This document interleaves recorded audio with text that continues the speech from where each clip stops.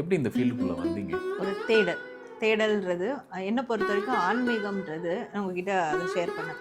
பாசிட்டிவும் இருக்குது ஆன்மீகத்தில், நெகட்டிவும் இருக்குது. ஸோ அந்த பாசிட்டிவ் என்ன? நம்ம நாட்டுல அதுக்கு முன்னாடியே ஆதிசங்கரர் வந்து இப்படிதான் இருக்க போகுதுன்னு 2000 வருஷத்துக்கு முன்னாடி அதை வந்து ப்ரெடிக்ட் பண்ணி வச்சுட்டு போயிட்டாரு. அதை ஒரு 2000 வருஷம் கழிச்சு ஒரு நபர் வந்து அதை எடுத்து செஞ்சிருக்காரு அப்படிங்கிறது இது என்னன்னா ஏதாவது ஒண்ணுத்துக்கு ஒண்ணு ரிலேட்டட் தான். ஒரு பானை சோற்றுக்கு ஒரு சோறு பதம். ஒரு வீடியோ ஒன்று பார்த்தேன், டேரோ ரீடிங்கை பற்றி. ரொம்ப அழகான சில யுனிக்கான விஷயங்கள் சொல்லியிருந்தீங்க. அப்போ கண்டிப்பாக ஒரு விஷயம் தெரிஞ்ச ஆள் இவரோட ஒரு கான்வர்சேஷன் வைக்கிறது மக்களுக்கு யூஸ்ஃபுல்லாக இருக்கும். அதே மாதிரி நீங்க சொல்லியிருந்தீங்க இந்த மாதிரி நான் வந்து முருகருக்கான அந்த கார்ட்ஸ் ஒரு 54 கார்ட்ஸ் நான் வந்து டிசைன் பண்ணியிருக்கேன் அப்படின்ட்டு. உண்மையிலே அது ஒரு தெய்வத்தோட அந்த ஸ்பிரிச்சுவல் எனர்ஜி இருந்தால் மட்டும்தான் நம்ம செய்ய முடியும். ஏஞ்சல்ஸ் கார்டுன்னு இது ஒரு டிவிஷனாக பிரியும் இல்லையா? நம்ம வந்து அகாஷிக் கைடன்ஸ் கொடுப்போம். ஏஞ்சல்ஸ்க்கும் முருகருக்கும் சம்மந்தம் இருக்கு. ஆர்கேஞ்சல் மைக்கேல் தான் நம்ம முருகர்னு இந்த பக்கம் நம்ம பார்க்குறோம். முருகரை தொடாம ஜோதிடம் கிடையாது. நீங்க எந்த இதுல இருக்கிற எந்த அங்கத்தை எடுத்துக்கிட்டாலும், ஜோதிடத்துல ஒரு நியூமராலஜி எடுத்துக்கிட்டாலும் அவர் இருப்பாரு. அப்போ முருகனை நல்லா பிரார்த்தனை பண்றவங்களுக்கு ஜோதிடம் முதல்ல நிறைய வரும். சிறந்த ஜோதிடரா இருக்கிறவங்க அத்தனை பேருக்கும் முருகர் மேல ஒரு பெரிய ஈடுபாடு இருக்கும்.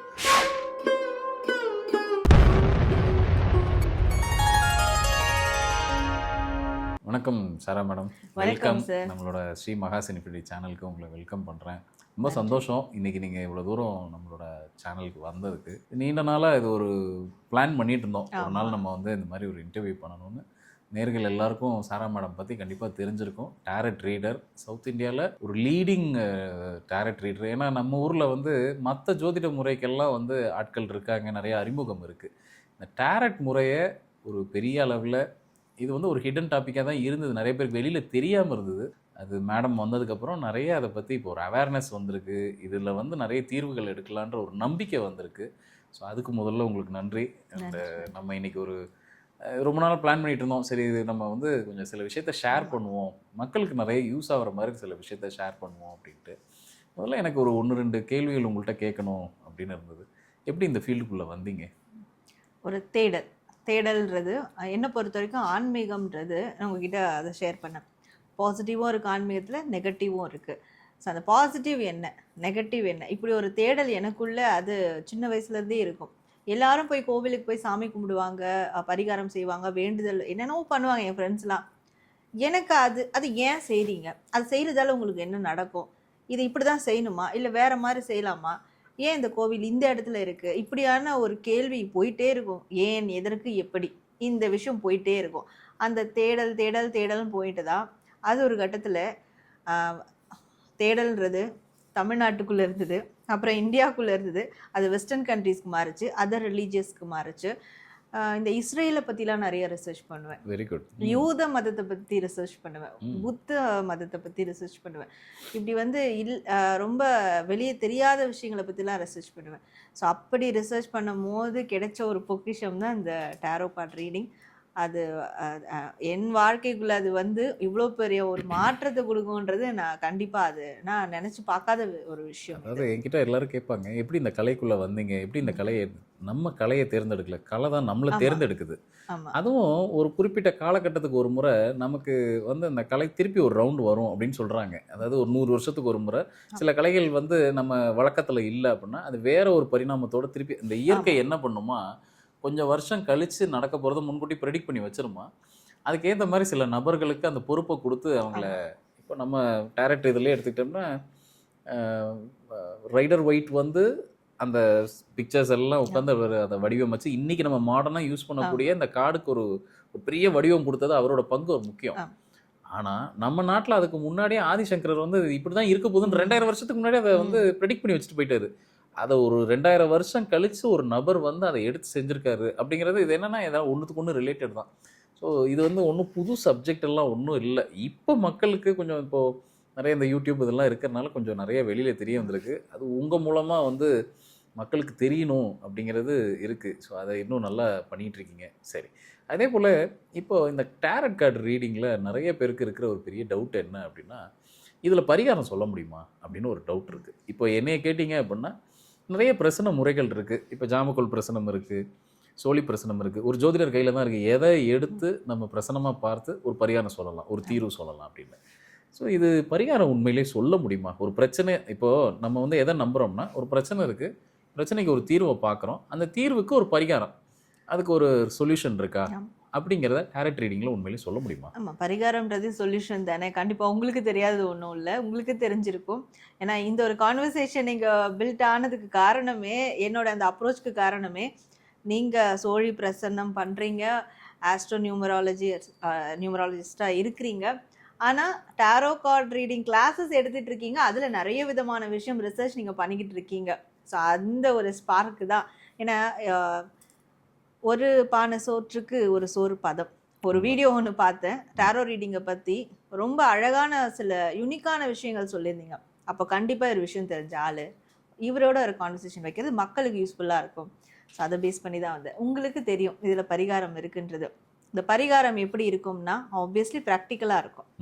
இப்போ நம்ம ஜோதிடத்தில் நம்ம வேதிக் ஆஸ்ட்ராலஜி பார்க்கும்போது பரிகாரங்கள், இந்த கோவிலுக்கு போகணும், இந்த கட்டத்தில் இருக்க இந்த குறைபாடுக்கு இந்த கோவில் போகணும், இந்த திசைக்கு போகணும், இப்படி இருக்கும். டாரோ கார்ட் ரீடிங் பரிகாரம் எப்பவுமே நம்ம ப்ராக்டிக்கலாக தான் கொடுப்போம். இந்த செயலால் இந்த பாதிப்பு, இந்த செயலை மாற்றுங்க, இந்த ஆட்டிடியூடை மாற்றுங்க, அதுதான் உங்களுக்கு பரிகாரமா இருக்கும். அப்ப இது இந்த ப்ராப்ளம் சொல்யூஷன் சால்வ் ஆயிடும். சோ இது ஒரு பிராக்டிகல் பரிகாரம். ஒரு செயலை செய்யாம இருக்கிறது இல்ல கண்டினியூ பண்ணாம இருக்கிறதே ஒரு பரிகாரமா கூட இருக்கலாம். இப்போ சில பேர் என்ன பண்ணுவாங்க, பிசினஸ்ல ரொம்ப அசால்ட்டா இருப்பாங்க, அவங்களோட இன்வெஸ்ட்மெண்ட்ஸை ரொம்ப சிந்தி செதறிட்டு இருக்கும். அதை வேண்டாம், அதை கொஞ்சம் நிறுத்துங்க, இனிமே உங்க இன்வெஸ்ட்மெண்ட்ஸ் மேல கொஞ்சம் கவனமா இருங்கன்னு சொல்றதே ஒரு பெரிய பரிகாரமா இருக்கும். ஸோ அப்போ டேரட் பொறுத்த மட்டும் நம்ம அந்த மாதிரி பரிகாரங்கள் நீங்கள் நிறைய கொடுத்துட்டு இருக்கீங்க. ஓகே, இப்போ இதை வந்து கோவிலோட ரிலேட் பண்ணி பண்ண முடியுமா? அப்படி ஏதாவது இருக்கா? அப்படி யாருக்காவது கொடுத்துருக்கீங்களா? கொடுத்துருக்கு. குலதெய்வம் தெரியல அப்படின்னுவாங்க.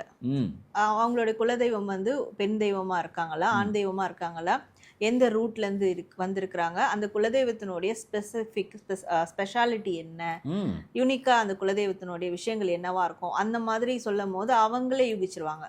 ஓகே மேம், நான் இந்த ஒரு தெய்வத்தை வணங்கிட்டு இருக்கேன், நீங்க சொல்ற எல்லா ரிசம்பிளும் அதுல இருக்கு, அப்போ அவங்க தான் என்னோட குலதெய்வமா எடுத்துக்கலாம், தாராளமா எடுத்துக்கோங்க. இந்த மாதிரியான விஷயங்கள் அதுல வந்து பார்க்கலாம்.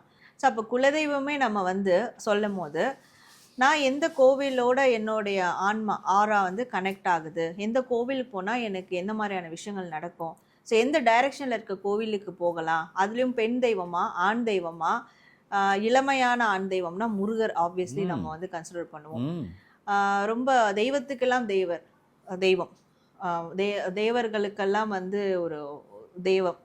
ஸோ இந்த மாதிரியான விஷயம் பார்க்கும்போது சிவனை பிரதிபலிக்கும், பஞ்சபூதத்தினுடைய தலைவன் சிவனை பிரதிபலிக்கும், பணத்துக்கான தெய்வம் குபேரர், அருளுக்கான தெய்வம் பெருமாள். இந்த மாதிரியான விஷயங்கள் வந்து அந்த டாரோ கார்ட்ஸ்ல வந்து ரிலேட் ஆகும். அப்ப அதற்கான கார்ட்ஸ் இருக்கு, உங்களுக்கு தெரியும் இந்த கார்டு வந்து இந்த தெய்வத்தை ரிலேட் பண்ணுதுன்னு தாராளமா சொல்லலாம். அதற்கான கோவிலும் வந்து அந்த திசையை காட்டும். டாரோ கார்டுல திசைகளும் இருக்கு இல்லையா, சோ அந்த திசையை காட்டும் போது அப்ப இந்த திசையில இருக்க இந்த தெய்வத்துக்குரிய கோவில் போங்க, கரெக்டா இருக்கும். தாராளமா சொல்ல முடியும், உங்களுக்கு தெரியும். ஆனா நம்ம பேசுறதே மக்களுக்கு தெரியும்ன்றது. ஏன்னா நிறைய பேருக்கு இந்த மாதிரி டவுட்ஸ் நிறைய இருக்கு, இதுல எல்லாம் செய்யலாமா, பார்க்க முடியுமா? அதே மாதிரி நீங்க சொல்லியிருந்தீங்க, இந்த மாதிரி நான் வந்து முருகருக்கான அந்த கார்ட்ஸ் ஒரு 54 கார்ட்ஸ் நான் வந்து டிசைன் பண்ணியிருக்கேன் அப்படின்ட்டு. உண்மையிலே அது ஒரு தெய்வத்தோட அந்த ஸ்பிரிச்சுவல் எனர்ஜி இருந்தால் மட்டும்தான் நம்ம செய்ய முடியும். அந்த மாதிரி நீங்கள் தான் முறை அதை வந்து டெவலப் பண்ணது. இது வரைக்கும் யாரும் அந்த மாதிரி வந்து, ஏன்னா இங்கே வந்து என்ன அப்படின்னா, குறிப்பாக நம்ம இந்தியாவிலே எடுத்துக்கிட்டோம் அப்படின்னா டேரட் ரீடிங் பார்க்குறவங்க குறைவு தான். குறிப்பாக சவுத் இந்தியாவில் இதுக்கான கார்ட்ஸ் பார்க்குறவங்களே குறைவு. அதுவும் புதுசாக ஒரு கார்டை டிசைன் பண்ணோம் அப்படின்னா அதுக்கு நல்ல ஹை எனர்ஜி, ஸ்பிரிச்சுவல் எனர்ஜி கண்டிப்பாக வேணும். நிச்சயமாக அதுக்கு நீங்கள் நிறைய தியானங்கள்லாம் செய்து தான் வந்து அந்த கார்ட்ஸ் வடிவமைச்சதாக சொன்னீங்க. அப்போ முருகருக்கும் டேரட் கார்டுக்கும் ஏதாவது சம்மந்தம் இருக்கா? இப்போ வந்து ஏஞ்சல்ஸ் கார்டுன்னு இது ஒரு டிவிஷனாக பிரியும் இல்லையா, நம்ம வந்து அகாஷிக் கைடன்ஸ் கொடுப்போம். ஏஞ்சல்ஸ்க்கும் முருகருக்கும் சம்மந்தம் இருக்குது. ஆர்கேஞ்சல் மைக்கேல் தான் நம்ம முருகர்னு இந்த பக்கம் நம்ம பார்க்குறோம். ஸோ அப்போ இதுக்கும் அதுக்கும் கண்டிப்பாக கனெக்டிவிட்டி இருக்குது. அந்த மாதிரி கேப்ரியலாக இருக்கட்டும், யூரியலாக இருக்கட்டும், இவங்க எல்லாமே பெருமாள், அனுமார், அந்த மாதிரியான வழியில் வரவங்க. லக்ஷ்மி தேவியும் எல்லா தெய்வங்களும் இந்த பக்கம் ஒரு ஏஞ்சலில் வந்து கனெக்ட் ஆவாங்க. ஸோ இது வந்து அதுக்கு கனெக்டிவிட்டி இருக்குது. அதனால தான் இன்னொன்று வந்து அதனால நான் முருகர் கார்டு டிசைன் பண்ணலை. முருகர் வந்து பிளட்டுக்குள்ள இருக்கிறார், நம்ம எல்லா பிளட்டுக்குள்ளயும் இருக்காரு. உண்மை. தமிழனா இருக்கோம்னா தமிழா கண்டிப்பா இருக்கவங்களுக்கு முப்பாட்டன் முருகர் தான். முருகன் தான். அதுலயும் ஸ்பெசிஃபிக்கா என்னுடைய மூதாதையர்கள் எல்லாருமே முருக வழிபாட்டுல வேல் வச்சு வழிபாடு பண்ணி அப்படி வந்தவங்க தான். பட் அது மிடில்ல வந்து அது பிரேக் ஆயிட்டு இப்போ என் மூலியமா முருகர் வந்து நிறைய விஷயத்த என்னையே அறியாம நான் ஏன் இதை செய்றேன், நான் ஏன் இதை செய்றேன், என்னென்னவோ பண்ண வைக்கிறாரு. அதுல ஒண்ணுதான் இந்த கார்டு, அவர் பண்ண வச்சதுதான் என் மூலியமா, நான் அவ்வளவுதான். படிச்சது என்னன்னா, முருகர் வந்து அதாவது முதல்ல கலைகளுக்கு எல்லாத்துக்கும் ஆதி யாருன்னா சிவன் தான். இந்த கலையோட பிறப்பிடம் எங்கன்னா சிவன் அவர்கிட்ட தான் வந்தது. அவர் வந்து முருகர்கிட்ட சொன்னதாகவும், ஏன்னா அவரோட குளோனிங் ப்ராடக்ட் தான் முருகன். ஆமா ஆமா அவரோட நெற்றிக்கண்ணில் வந்தவர் தான் முருகன். அப்போது சிவன் வந்து தான் கண்ட இந்த ஜோதிட கலைகள், இந்த 64 இதெல்லாம் வந்து முருகர்கிட்ட உபதேசம் பண்ணதாகவும், முருகர் வந்து அகத்தியர் மாமுனியை கூப்பிட்டு உபதேசம் பண்ணதாகவும், அகத்தியர் மாமுனி இருக்கிற 18 சித்தர்களையும் அவங்க வழி வழியாக அந்த குரு பரம்பரைன்னு சொல்கிறோம் இல்லையா, அப்படி வந்தது தான் இந்த பஞ்சபட்சி சாஸ்திரம், ஜோதிட முறை எல்லாமே. ஜோதிடத்தில் என்னென்ன அங்கங்கள் இருக்கோ, அப்போ முருகரை தொடாமல் ஜோதிடம் கிடையாது. நீங்கள் எந்த இதில் இருக்கிற எந்த அங்கத்தை எடுத்துக்கிட்டாலும், ஜோதிடத்தில் ஒரு நியூமராலஜி எடுத்துக்கிட்டாலும் அவர் இருப்பார். அப்போது முருகனை நல்லா பிரார்த்தனை பண்ணுறவங்களுக்கு ஜோதிடம் முதல்ல நிறையா வரும். சிறந்த ஜோதிடராக இருக்கிறவங்க அத்தனை பேருக்கும் முருகர் மேலே ஒரு பெரிய ஈடுபாடு இருக்கும். நீங்கள் அதை சொல்லும் போது நான் அதை அப்படி தான் பார்த்தேன். ஏன்னா அவரை டச் பண்ணாமல் இந்த கலை வந்து நம்மக்கிட்ட வராது, கிட்ட வராது, எவ்வளோ டீப்பாக உள்ளே போக முடியாது.